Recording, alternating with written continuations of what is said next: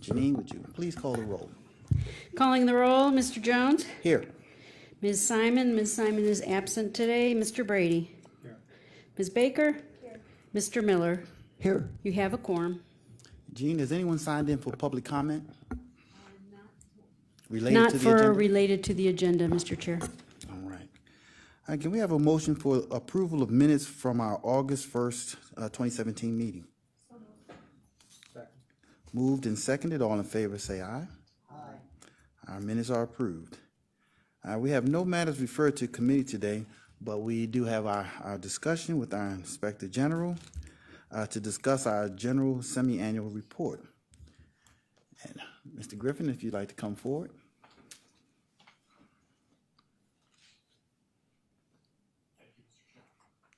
Thank you, Mr. Chairman. Yes.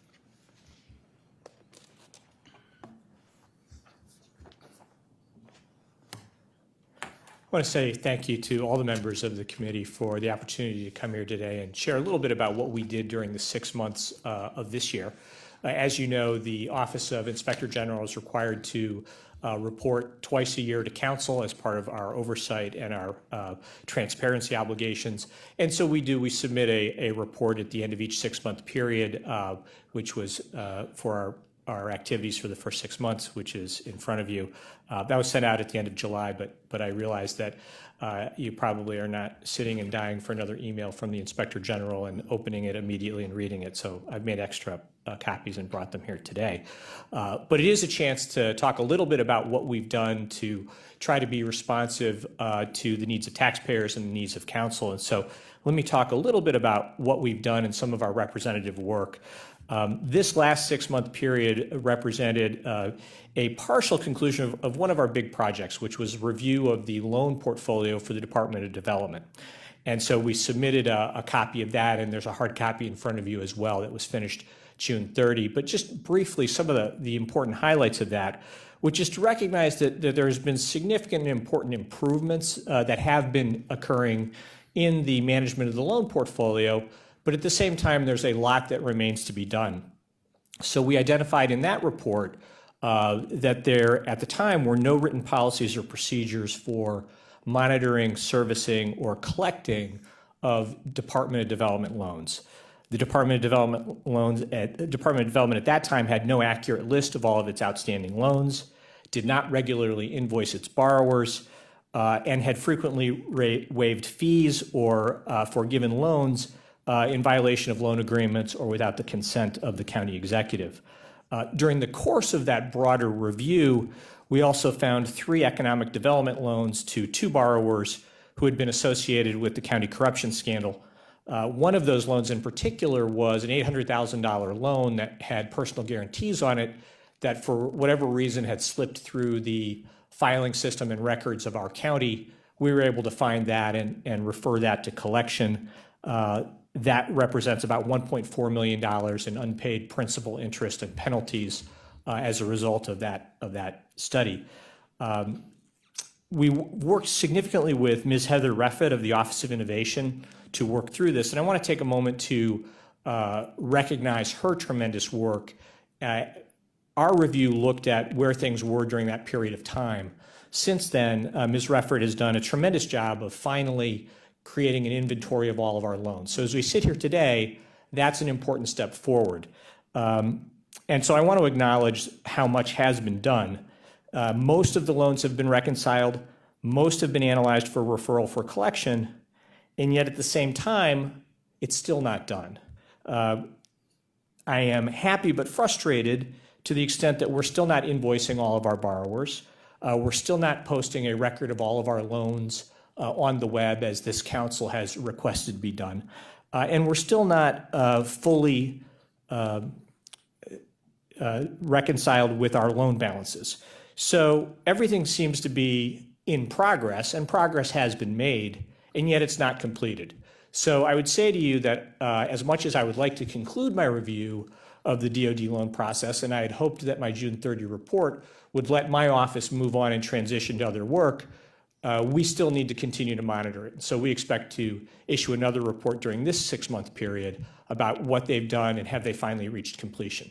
So that was a major project that my office has undertaken and is continuing to do. A second piece, which we were asked to do, was to compile a plain language guide to the county ethics code.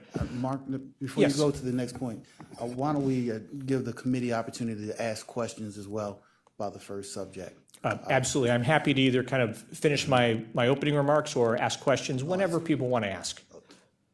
Opening remarks, well, feel free to continue your opening Okay, and remarks. actually, I'll try to be brief because I appreciate the time that you've been here.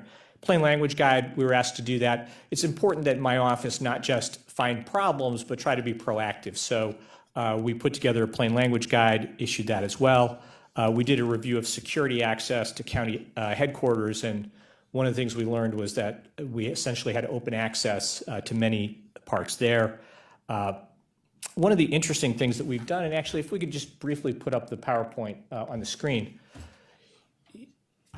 One of the things that we did as a community was to create a new system of government in response to the county corruption scandals.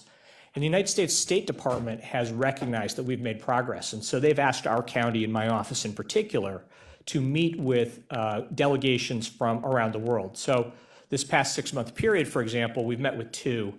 This is just the State Department's notice for a delegation from the African nations of Angola and Sao Tome and Principe to meet and to come to Cleveland to see how much we have improved. Not that we're perfect, not that we've solved our ethics problems, but instead of being an example of what's bad in America, we're starting to become an example of what's good. And so this is just an example of or a photo of the delegation they sent to us, which included ethics experts, a national security advisor, a number of lawyers and others involved there. And then the second delegation came from the country of India, where, again, they pointed Cleveland as a place where, far from the example of what's wrong, an example of what's going better. And for both of these delegations, they came in March, so they had the opportunity to go see a Cleveland Cavaliers basketball game, and they were very pleased. So you know, as we move beyond the past, there are great things going on in our community, and this is just an example. So quickly, we closed 22 investigations this semi-annual period. That's pretty average. We go between about 18 and 22 investigations wrapped up per 6-month period. 36 ethics opinions and advisories, we did those. We do a lot of things that people don't hear about. Background checks, criminal background checks for all county contractors, 1,800 driver's license review abstracts, 193 secondary employment and private business activities disclosures, 87 nepotism reviews. Briefly, our budget, we're in good shape. We finished the 6-month period about $30,000, $29,207 under budget. As of this morning, we're projected to be about $84,000 under budget. Next year for our budget, we're going to get a little bit more than what we've actually spent, but a little bit less than what had been budgeted, so we're somewhere in there. And then usually at this point, I talk about goals for next cycle. So hopefully we are going to finally wrap up the Department of Development loan review program. We're going to look at performance contracting, see where we could do better. And then we're going to initiate a program of being proactive with ethics education through emails and other things. And I would ask your indulgence for 2 more minutes. I'm finishing really my second and a half year as Inspector General. And I don't do this, and I haven't done it before, but I want to take the opportunity really to thank my staff. What we've done is really because I have great people working for me. So many of them are here, and some are watching on video, but I do want to say thank you, first of all, to Valisa Turner-Howard. She is Chief of Staff, First Assistant. She puts together all the ethics opinions. Tremendous effort. Andrea Warner and Hitachi Alexander and Shelley Farlow. They do incredible work for background checks, doing all of the secondary employments, the complaint analysis and intake. Phenomenal. Mark Cutright is our Deputy Inspector General who does most of the investigations and released an important report on access control. Pete McGinty is a 30-year auditor from the State Auditor's Department. He has done the yeoman's work on the Department of Development loans. And then our newest member is Delonte Spencer Thomas. He is a newly minted attorney with degrees in communications and labor relations, and he wrote our plain language guide. So I want to thank them for the work of our agency. So that's a brief overview, and I am happy to be here for as long as you want to answer and ask me questions. Excellent. Thank you for the overview. And I will open it up to committee, but let me ask a few questions. In regards to the loan review, is it correct you've looked back over the last 10 years from 2007 to loans made from '07 to 17? Well, we've started to do a little bit more. Than that. So what we did was we went through, we had a great summer intern, and we went back through every electronic record that we could find from 1994 to the present, starting with the Board of Commissions, the Board of Review, and then the county commissioners as well, and looked at every loan. So we have an inventory of what we believe are all of the loans approved by the commissioners and then by the new government since '94. I think we need to double check that. And so what happened in our process was Ms. Reffitt decided, they made a decision to look at the most recent 10 years. So we sat down with her and we reconciled our list with her list for 2007 to the present. We have not yet done that process for 2007 to 1994. Do you have a number of approved loans from 1994 to the present? We can get that to you. Yeah, we have a spreadsheet that lists every loan and we can count them up. I don't know that we've actually done that. And I would say that sometimes the records need to be reconciled and corrected, but certainly we can give you a ballpark number. Do you have a ballpark of the loans that you're concerned about? I don't. I'm concerned the answer is I'm concerned about all of them. But that's not a really helpful response. I guess then to be more precise, those loans that should be repaid but have not been repaid, that are delinquent at this time. Sure. Well, 99 have been referred to collections. But those, again, are from the 2007 to the present loans. So I'm concerned about those. There is a family of loans that I'm particularly concerned about from what was called the Commercial Redevelopment Fund. There were 10 loans in 2007 to 2009. One of those loans went to Steve Pumper. Some of the other loans have been forgiven and the records are difficult to find. I'm concerned about that family of 10 loans. And then there are different families as you walk backwards. So we had 2 loan programs that I think didn't work all that well. One was the North Coast Fund, and the other was the New Product Development Loan Fund, where a large number of those have not been repaid. And I would say this about both of those loan funds, and that is I don't have any evidence of any wrongdoing on any of those loans, and I'm not suggesting, and I would not suggest that they are. But what I do think is that we've done a poor job of following up on them. So again, you said 99 loans from 2007? To the present have been referred to Douglas and Associates for collection. And I believe that there are another 64 that are past due but not yet referred. But let me get you a firmer number if I can. Right. And I'd like to know again, how many of those 99 were from the old government and how many were from the new? Well, so it's my understanding that for loans made since 2015, there are 8 that are past due but not necessarily delinquent. I don't have the numbers for, well, actually, hang on a second. So many of the loans have now been entered into the, one of our recommendations is that all of the loans should be entered into Portfolio. That is a process that Ms. Refford has made a lot of progress on, but I'm not sure that they are completely up to date. So Portfolio, as of this morning, recorded 294 loans.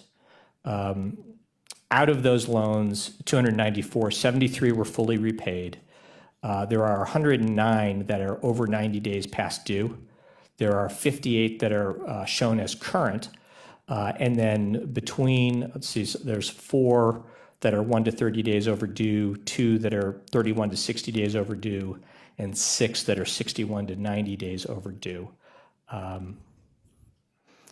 That presumes that our portfolio records are accurate, and I can guarantee you that they are not. Okay. Questions from the committee? Nan? Thank you, and thanks for your work. We had an overview from the Economic Development Director yesterday. Are you familiar with the report that he submitted to us? You know what? I received a copy of it yesterday. I watched some of the testimony via the video, so I am broadly somewhat familiar, but I have not had a chance to really think through the issues, and frankly, I was preparing to come here today. Okay, I guess just targeting in on the topic you just mentioned from 1999 to 2017, he has a breakdown of different years, 41 delinquent loans ending in 2006, and then 50 and ending in 2010, and another 21, 2014. I just wonder, are these reports, are you working together on that? Are your numbers, for the amount of effort that they're putting into that, trying to draw that information and research, are you on the, is there a collaboration together that you agree on this? So yes and no. Let me tell you what we have done and what we haven't done. As I mentioned, I've sat down with Heather Reffett and her team, and our teams have met with respect to getting the inventory of the loans since 2007 to the present. I have not gone through and tried to determine whether their analysis is correct or not.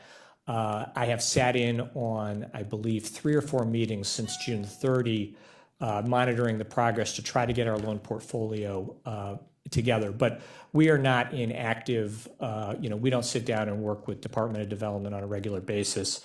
Mr. McGinty, who is kind of our primary contact person for auditing issues, having spent 30 years with the state auditor, generally has other projects right now. So we come back and we review, but we are not in the process of going loan by loan. And frankly, for a year and a half, we've asked the Department of Development to go loan by loan and reconcile each of the loans. I believe that Ms. Reffett and her team, and it's also my understanding actually that Sarah Jackson has done great work from the Department of Development to do that. But we haven't participated in that process. Okay, if I may continue. And let me say one exception. Yeah. And that is that one of the things that came up was a question of, have any loans been given or were approved to people affiliated with the county corruption scandal? And there was one loan, we found 2, Department of Development found a third to a gentleman named, it was a company affiliated with Todd Davis, who was also involved. So we went and tried to start reconciling that loan. We found that was a $4 million loan in which Portfol showed no record of repayment. In fact, there was about $1.1 million of repayment, but the rest of it is delayed and past due. So that's the one loan that we've worked to try to reconcile. And that just came up this week. Okay. I guess, from 99 to 2006, 41 delinquent loans were identified by the Department of Development. I guess that would be before the new county government. Also, they made a pretty strong statement in having an understanding of every single loan, that every single loan has been accounted for. And I just... I believe that they have identified every loan. Okay. But I don't believe that they have determined the proper balance or amount for every loan. Of the loans, as stated in that report, 108 of them were personal guarantees or corporate guarantees. Have you found that to be the same? Because that's a pretty strong way of collecting. We have not done that. We haven't tried to break them out by personal guarantees or not personal guarantees. But I absolutely share your view that is important for taxpayers to have personal guarantees on the loans. If we're asking taxpayers to be on the hook for the money, it's not unreasonable to ask the borrower to have a personal guarantee on it. So would you suggest, as the Inspector General, that we take the numbers that we receive from you and ask this of our director to, if they're different, Or maybe not as specific? Well, I think you should ask both of us. Our role is to come to you and we're answerable to you. So you should ask us questions and challenge us on all of our numbers. And so, what I would say to you is absolutely, you should ask both of us to explain how we came up with the numbers and explain why they're different. Okay, I guess my concern is that there's a specific amount of loans. We're all looking at them very hard now. I would think that with a few exceptions, they would be the same. And if they're not, I guess that would be concerning as to why. And I would hope that the two would figure that out before we would have to dig in to figure out why they're different. I mean, is that not something that you would hope would be an accurate report? Yeah, and we haven't, the answer to that is I think that's right. And so, I think at some point we'll probably sit down with them and say, okay, as we did determine the number of loans from '07 to the present, Right. these are your numbers, what are our numbers? I would say this though, when it comes to the balances, we don't have the staff to go through each of those loans, but certainly I think we would sit down and review them and ask whether these numbers make sense. Right. Mr. McGinty works a ridiculous amount of hours, but I don't know that he can go through 294 loans since 1994 to figure those out. Are you in agreement as to how many loans have been collected? As far as what has been researched and collected in money that wasn't before we analyzed this? I mean, I don't think we've reached agreement on that. But can I address that point? And this is one of the issues that has troubled me for a long period of time. Councilman Jones, Councilwoman Baker, you've both run businesses. right. And at some point during the year, whether it's every month or every year or every quarter, you sit down and you have accurate numbers for what's in your checking account, what are your assets, what are your loans, and you maintain those. And we as a county don't have that today. And the only way to get there is through this process that I think is going on, but which I wish had been completed already, which is to go loan by loan and to get to a point where we do have agreement and we do have what are pretty good numbers, because that's critical for understanding how much money we're going to have repaid in the future, what our cash flow is, for evaluating what were the loan programs that failed.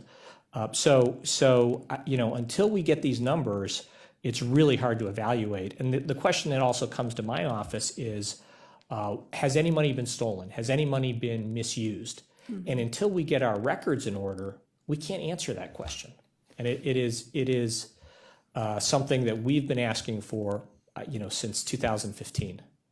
Well, if it's helpful, we asked for a drilling down of those numbers, the historical data, the specific loans, and the timeline of how those funds were either borrowed, how much collected, what is, who's bankrupt, who has passed away, all those kind of more detailed questions than the broad brush that we were given. Hopefully that will be helpful. I think we have to drill down because that's where it is. That's where it is. Yeah. Absolutely. Thank you. You're welcome. Can I add one more thing? Please do. Which is, I think at some point we'll get to a place where our numbers are reasonably accurate, and I think nothing is perfect, but you have to get it to a reasonable degree. But once you get to that point, the next critical piece is to make sure that we have processes in place so we don't go back. One of the reasons this is so hard is that for 20 years we weren't doing it right, and now we're trying to fix it. But if we ultimately fix it but don't change what we have in terms of policies and procedures, we're going to be back in the same spot. So that's the next, we have to get to the now, but then we have to plan for going forward. You know, if I may add to that, if you don't mind, Chair. Sure, go right ahead. I think I read somewhere, whether it was this summary or last summary, that you were going from the past to the present. Yes. What's concerning is that we have, I don't know, I think maybe 8 loans out there now that were in the last year and a half that are delinquent, at least according to the Department of Development. And that you would think would be the low-hanging fruit of being able to collect, or at least analyze and figure out how to invoice and collect, and versus ones that were 10, 15, 20 years ago. Do you agree with that? I mean, I'd hate to see these loans that are 7 or 8, 9 loans, I can't remember what it was, age, when we know that we have a challenge here, and that we should be probably more proactive with the most current loans, more so than the older ones. Yes and no. And let me first of all say, our process is critical because the longer you let loans go unpaid, the less likely you are to collect. Right. And so we have to have that process of invoicing promptly, reaching out to them, and that's the process that I really care about. In terms of the numbers that are the number of loans that are past due or not due, I'm less concerned about that than the process. And the reason I say that is my office doesn't make economic development decisions. And we are, I think, by nature, going to make risky loans because we are doing things that appropriately we think will benefit the community. So I'm less concerned about boy, did we make a bad decision than are we taking care of taxpayers' money in following up? Are we making the invoices? Are we making the calls? Are we trying to take care of the money as if it were our own for that purpose? And then to say, okay, looking backwards, what was good or bad about this loan? We're going to make mistakes. We're never going to have, and I think at some level we probably shouldn't have the same repayment rate as a commercial bank because we play a different role. But it's this process, and I think what you're touching upon is we can't let past due loans linger. We need to be aggressive, and we need to be appropriate stewards of taxpayer dollars. I agree. Thanks. Well, Director Griffin, I have to echo what Councilwoman Baker just said in terms of where you prioritize the loans. And I get, a loan can fall off the books if we don't catch a 1994 loan before too long. But at the same time, getting the ones that are, as she said, the low-hanging fruit. I just think back, I received a government loan 20 years ago, and it exceeded our wildest expectations. We reached all of our benchmarks, but we had no benchmark agreement for forgiveness. I think how doubly enriched I would have been had I been forgiven the loan and not reached any benchmarks. So to think that there are individuals who've gotten these loans and we don't know if they have reached the necessary benchmarks. We don't know. Have they been doubly enriched?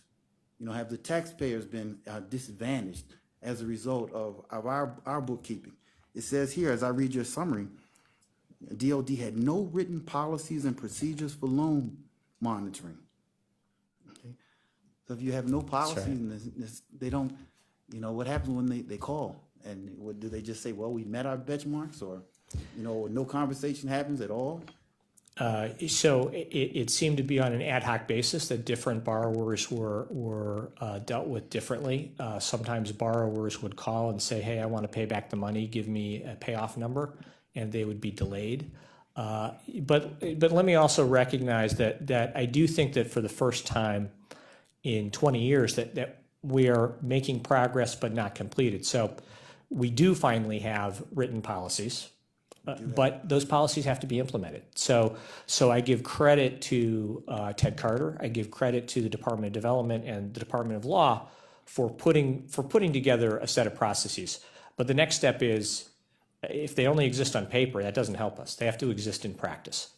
Are you aware of how much implementation of these new policies have taken place? When did the implementation implementation happen? Well, so the policies were approved at the end of June. So I think June 29 or June 30, just before I issued, my final draft of the report. And so I don't know the progress that has been made in the last, I guess, 2 months. So I don't know the answer to that. And let me just say, I think that these are absolutely the right questions. And my plan is at the end of this 6-month period, so come December, to go through and evaluate the progress that's been made since June 30. And hopefully I will have answers to those questions. And my guess is my report is not going to be broad brush. It won't be yes or no, good or bad, black or white. It will be here are the specific steps that have been accomplished. Here are 100 things they've done well, and here are the specific number of things that still need to be done. So it'll be a mixture of grays. Another point. By the way, I hope I can come and say they've done everything. But I'd also like to see the loan information in the context of the $100 million fund that this county created in our early years of this new government.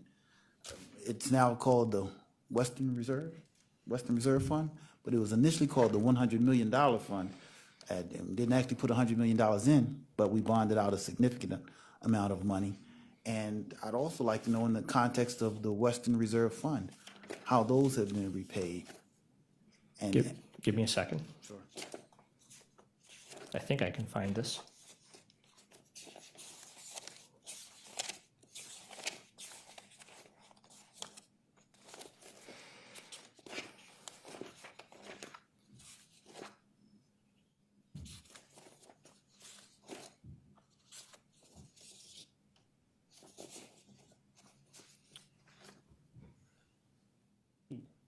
Pete, do you know what subcategory the Western Reserve Loan Fund is in?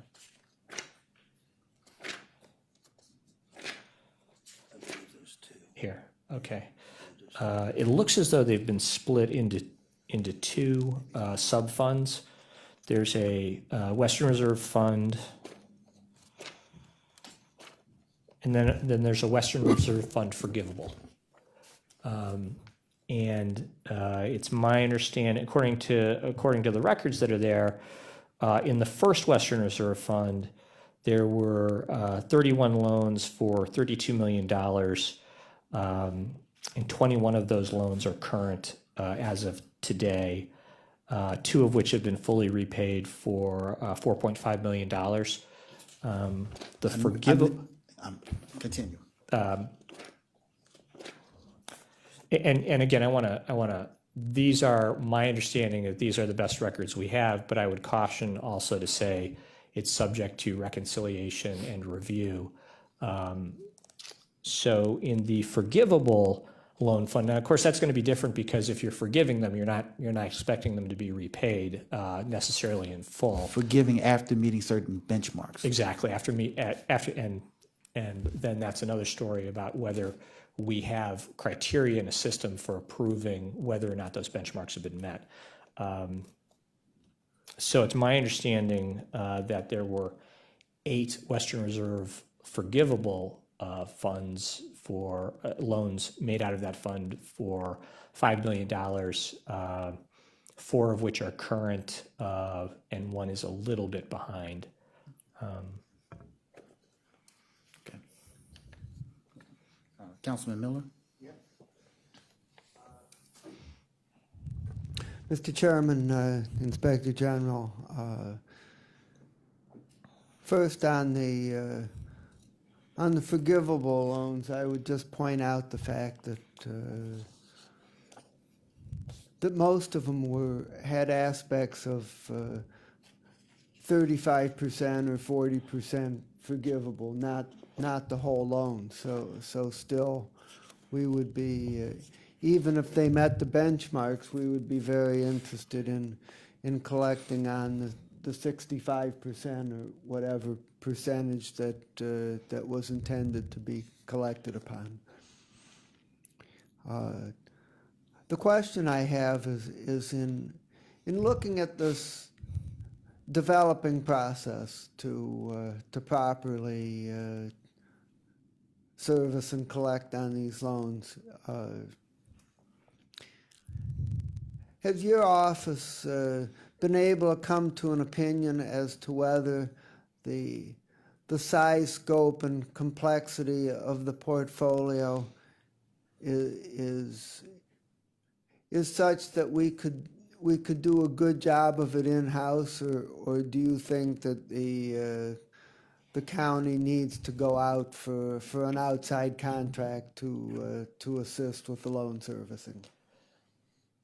So there are two different pieces to that question, which is, the motto of our state is "With God, all things are possible," and so I would say to you, yes, it is absolutely possible for the county to manage these in a kind of broad sense. I think as a practical matter, I think I would recommend, and I think I have recommended, the outsourcing of the monitoring and servicing of these loans. And the reason I say that is that as part of our review, we also looked at what other counties do. So we looked at Summit County, we looked at Hamilton, we looked at Franklin County. And most of those counties have a third-party service and monitor the loans, in part because there are institutions that are professionals at this. Whether it's a bank or a financial institution, they have the computer systems set up, they have the infrastructure, the expertise on it. And so is it possible for us to do it? Yes. But a number of our kind of peer counties have made the decision that it's better to have a private entity do it who has the expertise to do that. Thank you. And Mr. Chairman, are we just on the loan question, or can I ask a question on another matter? You can ask broad questions. Okay. To the Inspector General, could you give us an update on what the experience in the past half a year is, the time covered by your report as to debarment? How many we started with, how many came off, and how many new ones were debarred, and how many are in process, and the ones that are in process, is it for lack of loan repayment, or is it for other reasons? Could you kind of cover that area? Thank you, Councilman Miller. On January 1st of this first half, there were 47 active debarments. At the end of this period of time, so July 1st, but it's not actually within the time period, but bear with me for a day, we were down to 44 active debarments. So we went from 47 to 44, and that was in part because there were 2 debarments initiated during the first half of 2017, and then there were, well, I guess they weren't finished. So 3 debarments were ended, and then we initiated but didn't actually put them on the list. So 3 debarments came off. With respect to the number of these that are with regard to loans, one of the new debarments was a loan program issue. The other was a failure to pay taxes. In terms of the breakout of the others, I'd have to look and get that to you. Okay, fine. What was the length of time for the debarments? So the ones that came on were 3-year debarments. And let me just, I could take a moment and rather than stand up here and count, I can get those numbers to you. They're right in front of me. I just have to break them down to be responsive. Do we have any scheduled to come off in the second half of 2017? Yes. Well, actually, so 0 debarments will end in the second half of 2017, but we'll have 28 debarments that will end in 2018. So because of kind of the wave and the time frame, nothing in the next 6 months, but a substantial amount next year. Okay. As I remember, and I think back to the creation of the debarment legislation, I was chairman of Public Works at that time, and it was introduced through my committee. And as we wrote the legislation, the thoughts that were in my mind were we were dealing with the corruption of the past. but also look into the future in terms of many things. One in particular, the concept of front companies. It was envisioned, at least in my mind, that with debarment, since many contractors had complained of front companies, that this would be an opportunity for them to quietly and confidentially report to the Inspector General anyone that they were aware of. It was written in a way that you would have the tool to determine if this was the case and be able to deal with them accordingly, and hopefully have a positive impact on the industry as a whole with this new tool of debarment. Have you seen any activity, any type of any movement in this area? So this is obviously a very important issue because we want county contracting to reflect our county and to make sure that we're not continuing to only pay one sector for the important work that goes on in the county. And I think equity is a critical part of what we do as government. And in fact, in my legal career, when I was a first year, one of the first projects that I worked on dealt with a front company involved in some of the lakefront development projects that were going on at the time. And we represented an MBE that had lost business because of a front company. And so I take that as a background to this job as well, which is any sort of falsity or fraud hurts our county, but also hurts our community as well. We had one complaint regarding the hotel project. And when we followed up with the complainant, he told us that he wasn't withdrawing the complaint, but he wouldn't cooperate with us anymore. So we tried to pursue that and ultimately came to a dead end. So that's been the one experience since I've been here. I started at the end of April of 2015. Since that time, we haven't received any other complaints, but I will tell you that my office will absolutely examine any sort of complaint that comes in, and we will take a very serious look at any sort of allegation like that. Now, I say this as we wrote the legislation. I literally sat with the law director at the time and wanted to make it an eyeball test. The language is written in a way so that you can do an eyeball test of what is in a front company, a very subjective determination on your part. I also mentioned it was confidential. Sometimes contractors, obviously, they don't want to put out there that they're a whistleblower or telling, and if they're asked to do too much, sometimes they might pull back. Has that been an experience in dealing with contractors who have taken that step out there to say? You know, I don't know because, of course, I don't know the people who don't call me. And the individual who didn't give us the reasons for not cooperating. So I don't know the answer to that. But I do think that it's a common concern by all whistleblowers that there may be some sort of retaliation. And so, we will do whatever we can to keep complaints anonymous. At the end of the day, our reports become public record. So one of the things that we have to do is balance open government with protection of whistleblowers.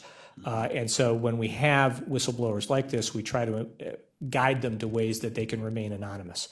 And what I would say to you and to anybody who might be listening is we'll do everything that we can, subject to our public records law and our sunshine laws, to protect their confidentiality. What type of cooperation did you need from the whistleblower that was not given? Sure. Well, we needed some details, and we needed to know who to look at and what exactly were the allegations, and give us some meat on the bones. It's easy to make a claim or an allegation, but the devil's in the details. Okay. Any further questions? If I may, I want to Sure, say thank you. I want to say thank you to all of you. Okay, wait, there's a debarment update. Okay, I think this is consistent with what we just gave you. Just thank you for the opportunity to come, and in terms of my role, I am neither part of council nor part of the administration, and I think my role is to give you straight answers. And in exchange for that, I appreciate your support. because I think we're all trying to get to the same point, which is to have a county government that is accountable and is efficient.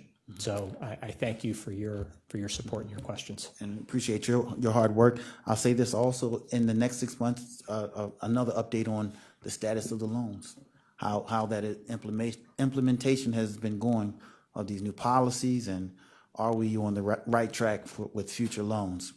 Absolutely. Yes, Council. That's okay. Please continue. I was comparing the complaints by department from last report to this one, and I noticed the sheriff's department is hugely increased in complaints. And the HHS, Children and Family Services, have increased their complaints. And thirdly, the non-county, and I'm not sure what that means, non-county, is that just someone who doesn't work for the county?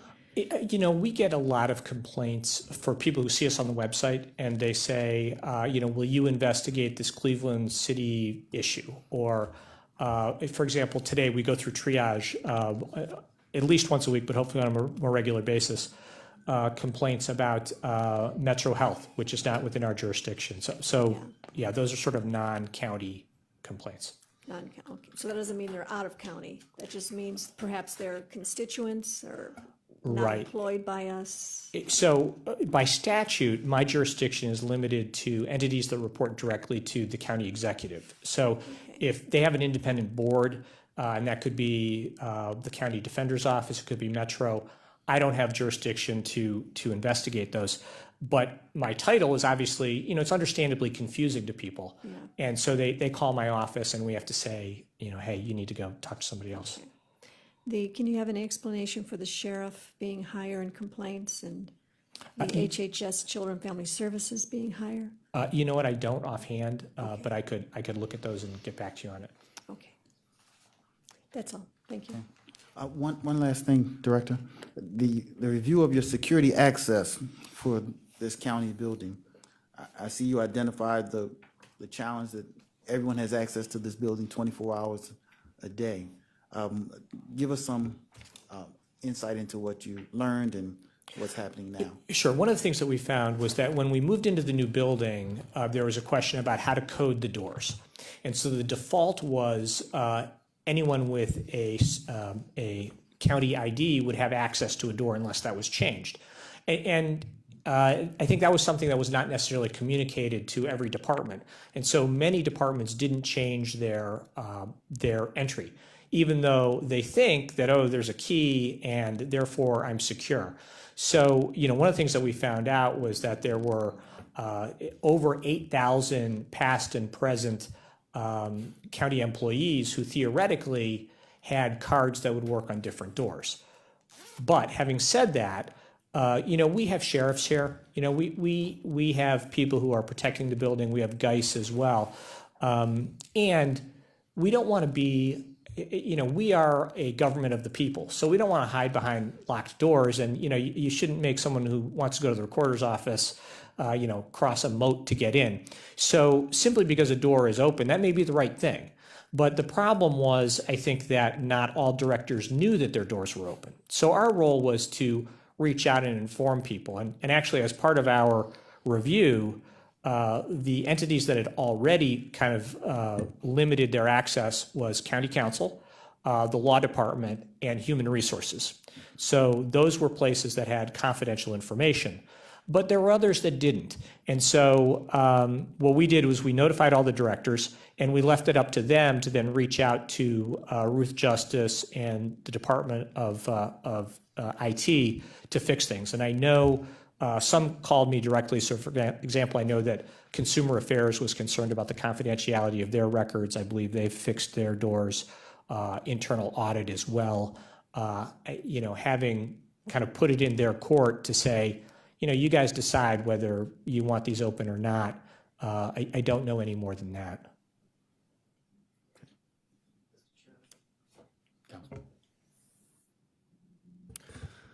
Just a quick further comment that I continue to believe that the Inspector General's office should be given charter status. it would make an important statement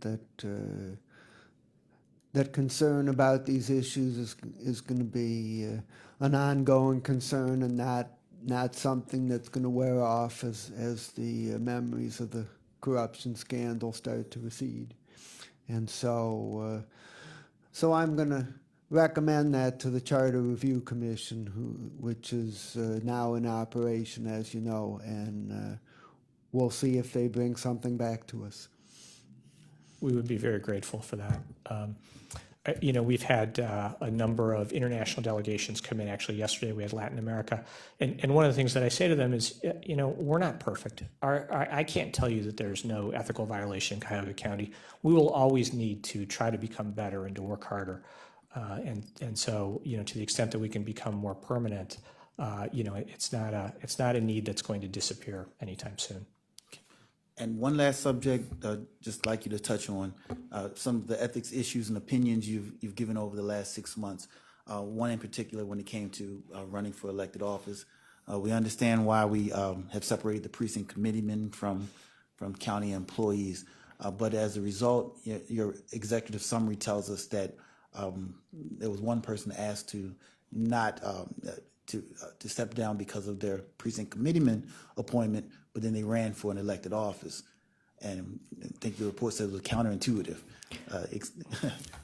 Explain it, elaborate a little better, and Sure. tell us what came from that. So the county has adopted by reference the state's rules so that we're consistent with the state and other folks as well. And the state draws a distinction between those who are civil service and those who are not, classified versus unclassified. And if you are a classified employee, you are expected to not engage in partisan politics, but you still have some political rights. You don't give up all of your rights when you become a county employee. So this then sort of leads to some unusual situations. So you're allowed to be involved in nonpartisan activities as a classified employee, but not partisan. So there was a correction officer, a classified employee who was a Republican precinct committee person, and who also decided to throw his hat in the ring to run for mayor of the city of Cleveland. And so, applying the law neutrally, he was prohibited from being a precinct committee person, which is a partisan office, even though it's relatively not all that high up on the hierarchy of things. And yet he was permitted to run for mayor of Cleveland. So that's just an oddity that we would ask him to step down from an office that may not be all that important, being a precinct committee person, and yet allow him to run for something that could be very controversial. So I found that a little counterintuitive. But I think it's about whether our party process creates divisions and can be used for partisanship that might divide us as a community. But I found that to be unusual. I just say that I get that altogether, but I've always thought this was an interesting discussion. And this is a good example of it because they have nonpartisan elections in Cleveland. Exactly. And some suburbs, so it also creates oddities because we have some suburbs that have partisan elections and some which are not. So for one person, they may be able to run in one suburb, but if they've lived in a different suburb, they're not. But Yeah. There are some built-in contradictions here where we are asked to make some appointments based on partisanship, which I find that to be counterintuitive as well. I completely agree. So, my role is to tell people what the rules are. And so, I may think differently, but tell them what it is. So.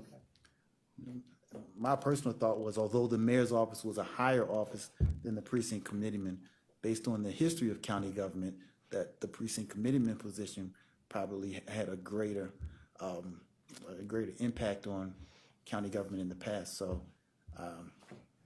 Could be. Everybody used to be a precinct committeeman, so Yeah. it wasn't an issue.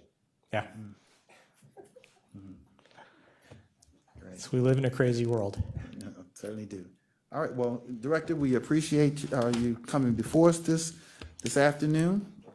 If you don't have any final comments or thoughts, Just to say thank you, and there are a number of commitments that I've made to you to get back to you with information. We'll try to get back to you on those issues. And then the bigger commitment, though, is really at the end of the 6-month period, which is, we're going to give you an assessment. DOD has made important strides. They've done a lot of progress, but there's a lot to do, and we need to get to the point where it's done instead of in process of doing. And so my commitment to you is you'll get a report on that at the end of this 6-month period. excellent. Thank you. Thank you. All right. And thank you to all of your staff as well for all of their hard work. Okay. All right. Is there any miscellaneous business? No. Jean, are there any public comments? Ms. Liu would like to address council or the committee? Yes, Ms. Lou, come forward.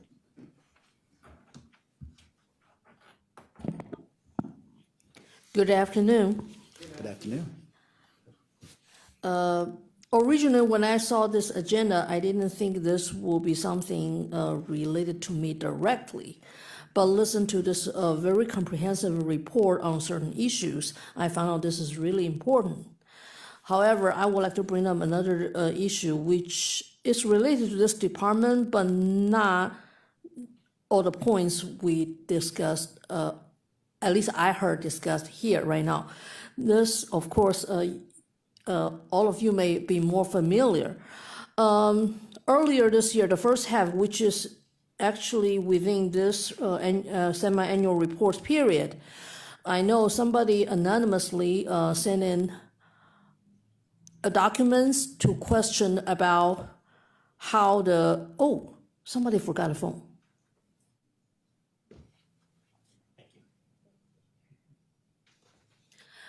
Somebody actually sent in this documentation to question if the committee, the members selected into this committee to review proposals for the shelter biddings about this part. It seems like later this office issued their finding thinking that there was no violation. However, listen to this annual report, I found out for this agency to do this hard work, to trace all the loans, which is important for government's collective funding, all the resources, as dollar amount, maybe this office did not realize this shelter bidding itself carry also a long history. There was no open biddings since that service provider for women's shelter got a contract since 2004. That's why there was no trace for this office to think there was any problems. However, from my experience, for me to come into this county council meeting and different committee meetings, I'm the living proof to show you there was a legitimate issue for that paper to filed. So I wish there's any way for this office to look up the back records in order to understand this filing actually has its own importance. Of course, I have to repeat again, I do support Mr. Miller's idea to have that transparency put on the county, so all departments, when they work on anything, they cannot just keep the door closed, doesn't matter with the key card or not, and to decide certain things without other departments knowing, to create a very bad results years later. Thank you very much. Thank you. Jean, anyone else signed in for public comment? No, Mr. Chair. All right. Well, if nothing else holds our attention, this meeting is adjourned.